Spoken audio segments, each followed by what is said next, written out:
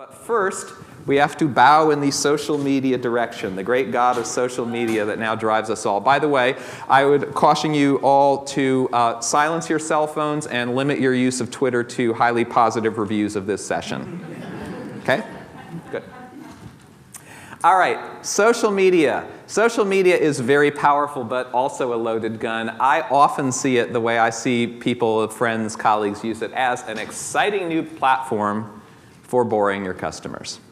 Never has it been possible to communicate so little, so often, to so many. And most of them don't care. In a business context, you have to choose your social media shots very carefully.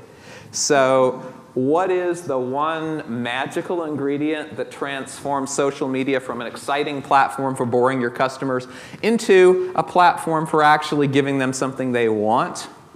Well, the media is new. The ingredient is really, really old. In fact, it's probably one of the oldest human characteristics there is.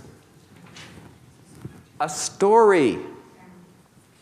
From the time where we can not even talk, but hear people talk, it's tell me a story. We all want a story. So, McKinsey has made God knows how much money promoting this idea of situation, complication, resolution. What is that? That's a repackaging. Once upon a time, then there was the big bad wolf. And then the woodsman came, chopped him up, and they lived happily ever after. That's situation, complication, resolution. So the Brothers Grimm got there first. All right? We all want a story. Stories engage us. I'm sure that you have all told stories from your own lives, for example, to engage people in Cornell. It's just one example. Now, why are stories so powerful in a marketing context?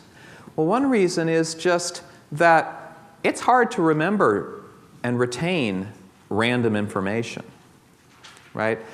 In fact, when I was at Cornell, one of my psych professors talked about experiments where a guy just tried to self-experiment in psychology early on and just memorize strings of random numbers. And he got up to a good number with practice, and then he eventually went insane and was committed for the rest of his life. He drove himself nuts, memorizing literally meaningless information. Now, memorizing that same number of bits of information, whether it's 40, 50, 100, is very easy if it's in the context of a story. So it's a lot easier to remember one necklace than it is to remember 40 pearls rolling around on the table. What is the only difference between those two things? A string. A string.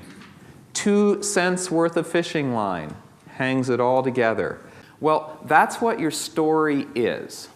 And your story needs to literally come first. If we were making a movie together, we wouldn't say, let's get a whole bunch of special effects and a whole bunch of really expensive actors, and let's make some sets, and then figure out a script. So the story literally comes first. And by the way, that's one virtue of a story. Compared to sets, actors, all the production stuff that's a part of your marketing, a story, which is one person at a typewriter figuring it out or having some conversations, that's really cheap. So get the story straight before you go into production, whenever you can.